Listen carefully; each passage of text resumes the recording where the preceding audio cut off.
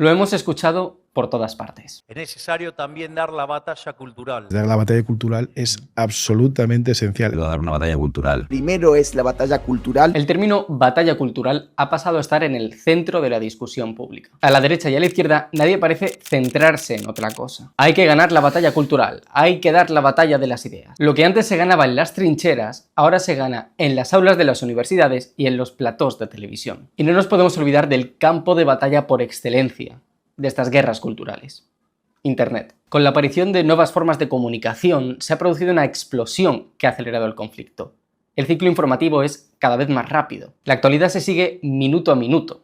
Si lees las noticias de ayer, ya vas tarde. Con cada nuevo scroll aparece una nueva noticia. Ya nadie habla de lo que pasó hace una semana, y lo que sucedió hace un mes ya es historia. Y con esta nueva forma de comunicación ha surgido una nueva clase de soldados culturales. Tuiteros, youtubers, instagramers, tiktokers, podcasters. Cada plataforma se ha convertido en una trinchera. Cada publicación es un arma. Cada vídeo es una granada. Pero, ¿en qué consiste realmente la batalla cultural? ¿Cuáles son las ideas que hay detrás de esta teoría? Y lo más importante, ¿y si nos estuviéramos equivocando de estrategia? Como dijo Jack el Destripador, vayamos por partes. Empecemos por el principio. ¿Qué es la batalla cultural?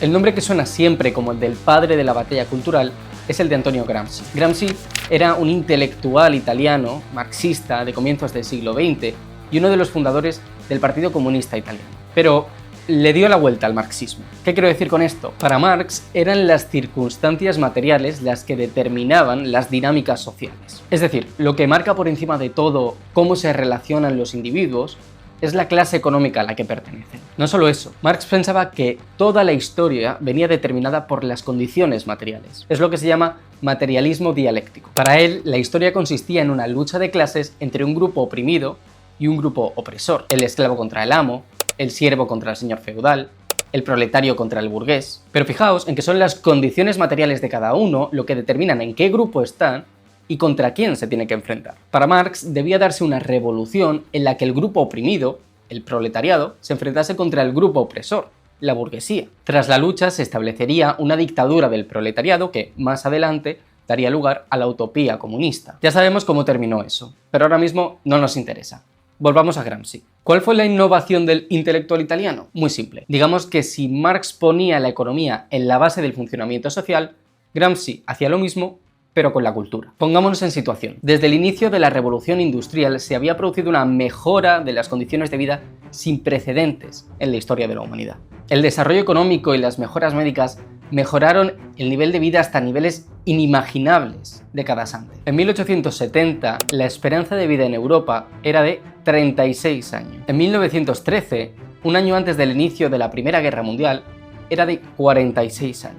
En 1950 había subido a los 62 años y seguiría subiendo de forma prácticamente ininterrumpida hasta el día de hoy. Para que os hagáis una idea de la burrada que es esto, desde 1770 hasta 1870, la esperanza de vida había subido tan solo 2 años, de 34 a 36. Y desde 1870 hasta 1970 había subido 34 años, hasta los 70.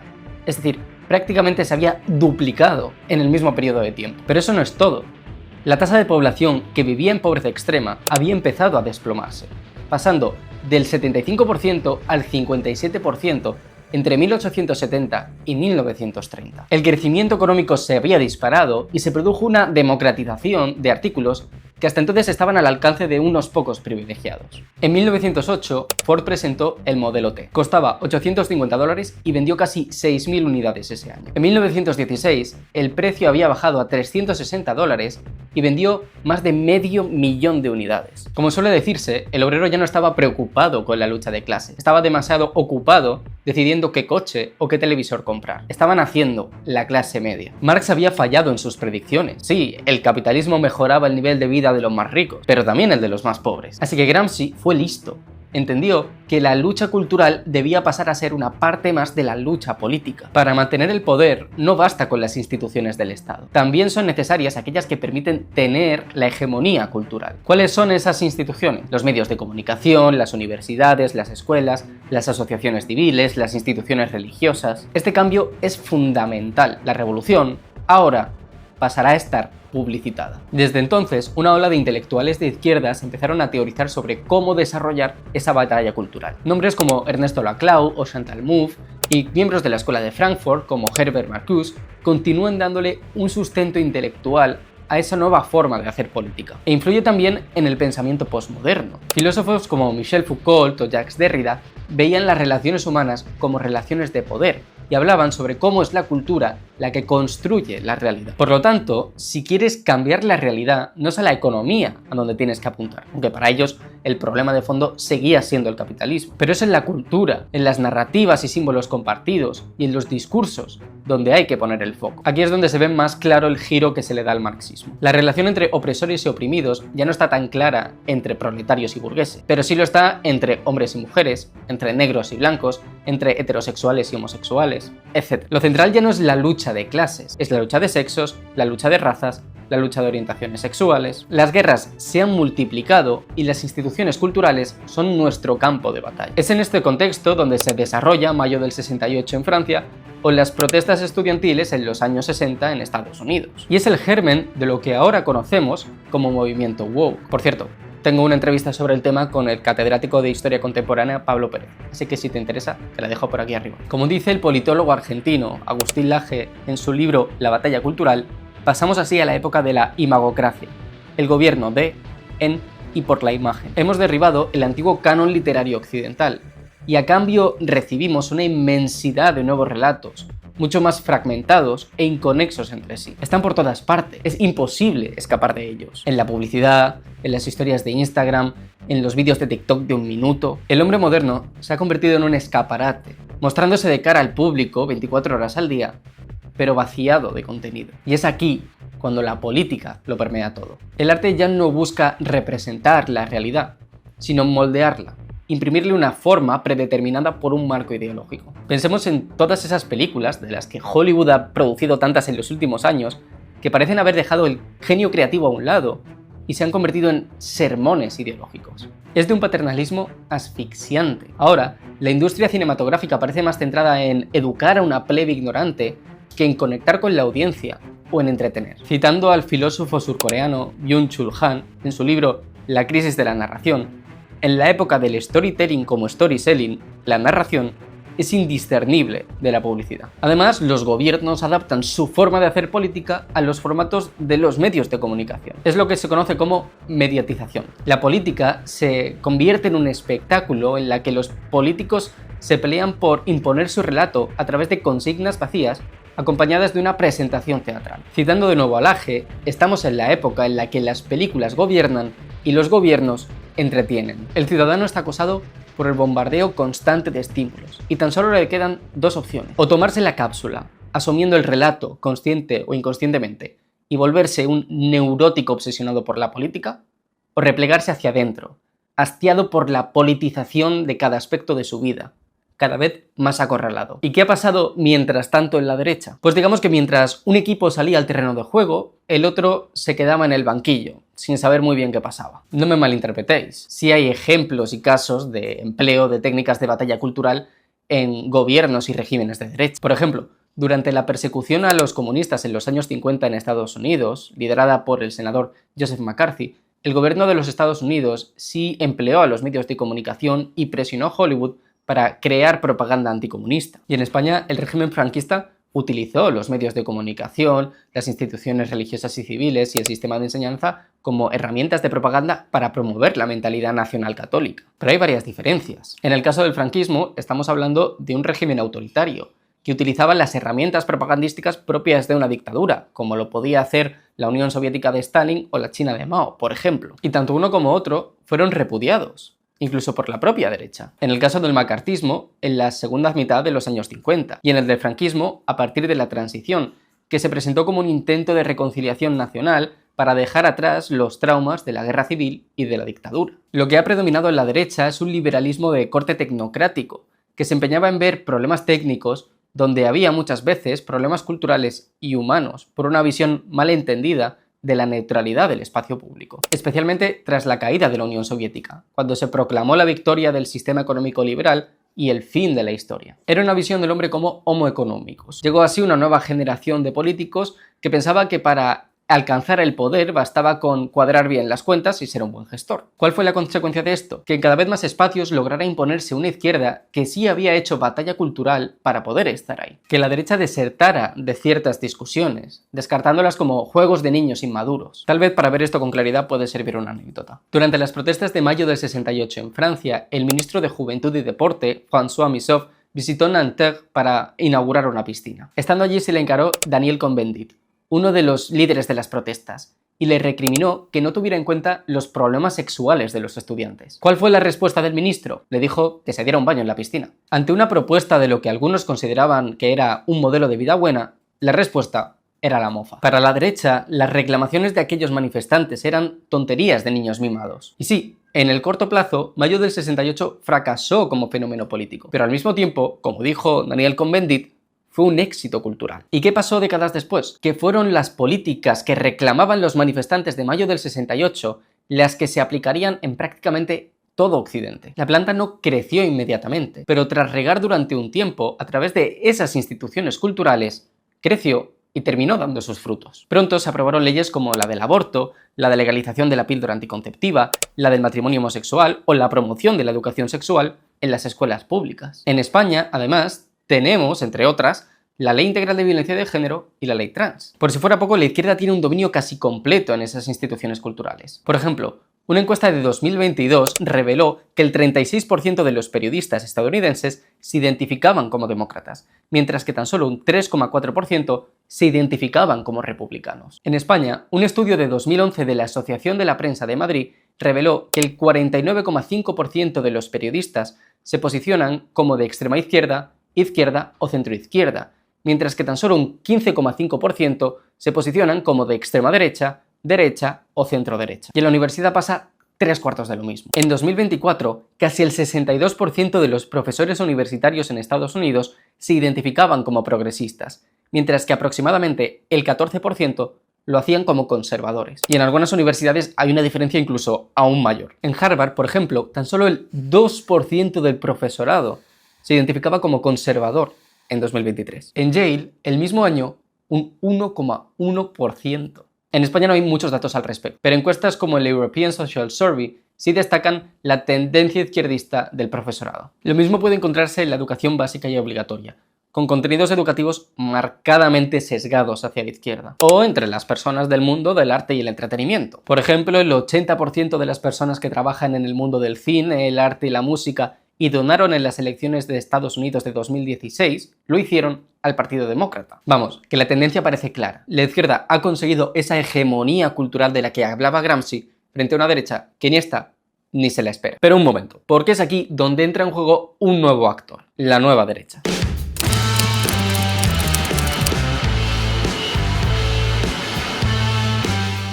Parte de la derecha se dio cuenta de una cosa: si no salimos al terreno de juego, no podemos quejarnos luego de que vamos perdiendo el partido. No es que haya una gran conspiración para imponer la agenda progre, es que el otro equipo nos ha estado metiendo un gol tras otro, mientras nosotros nos hemos quedado en el banquillo jugando con una calculadora. Tal vez el papel de la derecha no sea simplemente hacer cuenta, tal vez también tenga que proponer un modelo de vida buena e impulsarlo a través de la política. Y para eso, la derecha tiene que participar en la batalla cultural. Y esto coincide con un fenómeno que lo cambia todo. Con la aparición de Internet y el desarrollo de las redes sociales, los medios de comunicación tradicionales pierden el monopolio que tenían sobre la transmisión de la información. Ya no es necesaria una inversión millonaria para tener un medio de comunicación. Basta con una cámara, un micrófono y un ordenador. La gente ya no tiene por qué ver la televisión, leer el periódico y escuchar la radio. Ahora tiene a su disposición infinidad de canales de YouTube, cuentas de Twitter y podcasts desde los que informarse. Y cada vez más personas lo hacen a través de estos medios, alejándose de las vías tradicionales, especialmente los más jóvenes. Es este espacio el que utiliza la nueva derecha para abrirse paso en el mundo cultural. Enseguida surgen infinidad de podcasters, youtubers y creadores de contenido que utilizan estas nuevas vías de comunicación para hacer frente a la ingeniería cultural de la izquierda. Vemos cómo empieza a surgir una oposición hacia algunas de las políticas aprobadas en los últimos años. Y este movimiento cultural se acompaña de un movimiento político. Por toda Europa y América aparecen figuras políticas de esta nueva derecha. Figuras como las de Giorgia Meloni en Italia, Javier Milei en Argentina, Donald Trump en Estados Unidos, partidos como Vox en España, como AfD en Alemania, o como Agrupación Nacional en Francia. Pronto, estas agrupaciones y políticos empiezan a conseguir el apoyo mayoritario y a ganar elecciones. Y mientras, los antiguos medios de comunicación continúan perdiendo más y más poder, a pesar de que intenten adaptarse a las nuevas vías de información. Se vio claramente en las últimas elecciones de Estados Unidos. Donald Trump no concedió entrevistas a los medios tradicionales, pero sí fue a algunos de los podcasts más escuchados, como el de Theo Von, Andrew Schultz o Joe Rogan. Y ganó. Las elecciones ya no las decide la CNN o Fox News. Ahora las puede decidir un chaval haciendo vídeos desde su habitación. Entonces, ¿qué? ¿Ya está? La batalla cultural de la derecha ha funcionado. Ha llegado el pendulazo. Ahora la derecha se ha hecho con el poder y puede comenzar a imponer su agenda. Pero volvamos a la pregunta del inicio. ¿Y si la batalla cultural fuera un error? ¿Y si estuviéramos ante un peligro que va mucho más allá de discusiones ideológicas, de izquierdas y de derechas? ¿Y si el triunfalismo nos estuviera impidiendo ver que la batalla cultural es una amenaza para la convivencia social?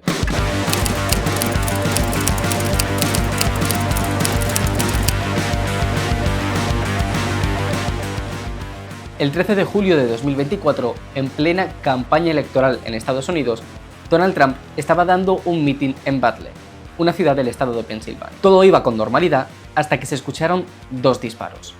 Trump se tiró al suelo. Reinaba la confusión. El servicio secreto se lanzó a protegerlo y a sacarle del escenario.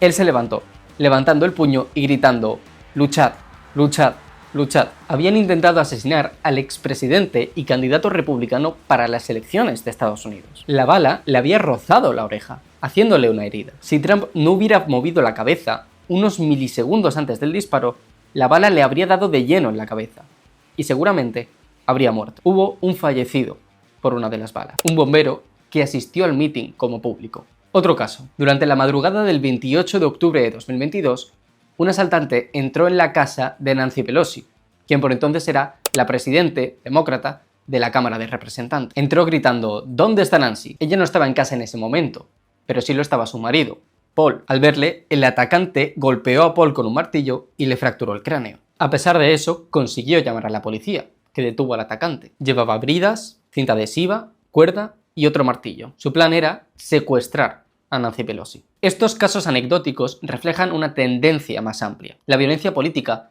está aumentando en todo Occidente. Y esto es consecuencia del proceso de polarización afectiva que estamos experimentando. Cada vez somos menos capaces de reconocer a un semejante en quien tiene opiniones políticas diferentes a las nuestras. Es simple tribalismo. Cada vez nos acercamos más a nuestro grupo y nos alejamos más del contrario. Y cada vez adoramos más a nuestros líderes políticos y despreciamos más a los del grupo contrario. Ya no es que los otros tengan opiniones políticas diferentes a las mías, es que son malas personas. Por ejemplo, cada vez hay más personas que ven al partido contrario como una amenaza para la nación, que justifican el uso de la violencia contra un candidato político, que no se casarían con una persona del partido contrario. Para que os hagáis una idea, en Estados Unidos, un país históricamente marcado por el racismo, el 17% de los matrimonios son interraciales, mientras que tan solo un 4% lo son entre personas de partidos distintos. Como dice el sociólogo Louis Miller en su libro Polarizados, la política que nos divide, tanto en Estados Unidos como en el Reino Unido, Bélgica y el País Vasco, la discriminación basada en el partido político con el que te identificas era mayor que la discriminación racial en el país norteamericano, la basada en la religión en el Reino Unido, la fundamentada en la región en Bélgica o en el origen familiar en el País Vasco. Y en algún momento tenemos que preguntarnos ¿cómo hemos llegado hasta aquí? Porque este proceso no es culpa exclusivamente de un lado. Aquí todos tenemos algo de responsabilidad. Esta ha sido la consecuencia de que la política lo haya invadido todo, que cada pequeño aspecto de nuestra cultura se haya convertido en político. Nos hemos encerrado en tribus ideológicas que nos recuerdan a cada instante lo que nos diferencia de nuestro vecino y nos hacen olvidarnos de lo que nos asemeja. Nos exigen demostrar constantemente pureza de pensamiento, expresando las opiniones que se consideran correctas en cada círculo y repudiando públicamente las que se consideran impuras. Es lo que el politólogo Luis Orriols llama democracia de trincheras. Y el problema de esta nueva derecha es que ha asumido las reglas de juego de la izquierda posmoderna. Ha asumido que las relaciones entre personas se basan en el poder y que la comunicación, el lenguaje y las instituciones culturales son una herramienta en esa lucha de poder. Es una forma psicopática de ver la realidad. Si Donald Trump llama dictador a Zelensky un día y al día siguiente dice que no lo es, Da igual, sus seguidores no lo interpretan como una mentira o como algo reprochable. Consideran que la mentira puede ser útil para obtener el poder o un objetivo político determinado. Y si abogados cristianos denuncian a alguien por decir algo ofensivo contra los cristianos, da igual, porque al fin y al cabo el otro lado también censura la disidencia y hay que jugar con sus reglas. Como defiende Juan Soto Ibars en su libro La trinchera de letras, en nuestras guerras culturales no muere nadie. La ausencia de desgaste y dolor verdadero cronifica las batallas y las convierte en algo frívolo y exagerado, instaurando la tensión social encarnizada con un estadio de desapacible normalidad, donde poblaciones alérgicas a cualquier estallido de violencia cultivan la sensibilidad extrema hacia la violencia simbólica. La tesis de Soto Ibars es simple. La batalla cultural es una guerra contra el conocimiento, que nos está convirtiendo en borregos neurotizados por la ideología. Y yo añadiría que adictos al mesianismo político. La derecha se ha vuelto posmoderna y ya no ve la verdad como algo que nos hace libres, sino como un arma y una herramienta política. Este es el problema de fondo. Y a ver, ya sé lo que muchos podéis pensar. Muy bonito todo este rollo, pero ¿cuál es la solución? Porque esto se puede quedar en una declaración de intenciones muy bonita, pero no servir para nada. Pues bien, vamos con soluciones. A diferencia de lo que dicen los posmodernos, las historias que nos contamos no cambian lo que somos, pero sí cambian la forma en que nos vemos a nosotros mismos y cómo actuamos. La historia que nos contamos cambia cómo nos vemos. Nos ayuda a formar nuestra identidad. Por ejemplo, la imagen del pionero que va a conquistar tierras inexploradas en el oeste norteamericano es lo que ha configurado la imagen que tienen de sí mismos los estadounidenses. Es, entre otras cosas, lo que hace que tengan una mentalidad emprendedora y de desconfianza hacia el gobierno. O ya hemos hablado antes del relato de reconciliación que se intentó transmitir durante la transición española, que a su vez intentaba sustituir el relato vendido durante el franquismo de una España que representaba un baluarte del catolicismo nacido de la cruzada contra el comunismo. Así podríamos seguir hasta el infinito. Todos los pueblos se cuentan una historia, y esa historia condiciona cómo se ven, cómo ven el mundo que les rodea y cómo actúan sus habitantes. El problema es que la historia que nos estamos contando ahora mismo es una historia de batalla, de guerra. Dividimos el mundo en enemigos y aliados, y por tanto está justificado actuar contra mis enemigos. Si mi adversario es el demonio o Hitler, ¿por qué no utilizar la violencia contra él? Y aquí es donde viene la solución. Cuando el otro lado construye una trinchera, mi trabajo no es construir otra trinchera. Mi trabajo es construir una plaza. El ágora era el espacio que se dedicaba en la antigua Grecia al comercio, a la cultura y a la discusión política. Tenemos que construir ese espacio. Si os quedáis con una idea de este vídeo, que sea esta. O vemos la verdad como un arma con la que luchar contra nuestros enemigos, o la vemos como un punto de encuentro entre personas que piensan de forma distinta. En el primer caso se verá a la persona como un medio, y se irá restringiendo su libertad con el objetivo de conseguir el poder. En el segundo caso, se le permitirá ser libre, porque sin esa libertad es incapaz de encontrar la verdad que nos permite encontrarnos a pesar de nuestras diferencias. Y esto no significa, como hacía ese liberalismo tecnocrático del que hablábamos antes, que la derecha tenga que abstenerse de llevar debates morales a la esfera pública. La derecha no solo puede, sino que tiene la responsabilidad de participar en esos debates. Tiene la responsabilidad de proponer su modelo de vida buena. Tiene que crear think tanks y foros de debate y medios de comunicación y partidos políticos y formar a literatos, artistas, a historiadores para que ofrezcan esa visión. Tenemos que construir espacios de debate independientes de unos políticos que buscan enfrentarnos para enriquecerse. El debate es una de las bases de la democracia liberal. Sin discusión y sin participación en la esfera pública de puntos de vista diferentes, no puede haber democracia. Pero ese choque de ideas no debe presentarse en términos de batalla, sino en términos de encuentro entre personas con perspectivas distintas. Esa es la historia que tenemos que contarnos, no la de una batalla cultural sin fin. Si nos planteamos la discusión política como una guerra, habrá guerra, y solo habrá espacio en la sociedad para una mitad de la población. Si nos la planteamos como una búsqueda compartida, podrá haber espacio para todos, a pesar de nuestras diferencias y de nuestros diferentes proyectos de vida.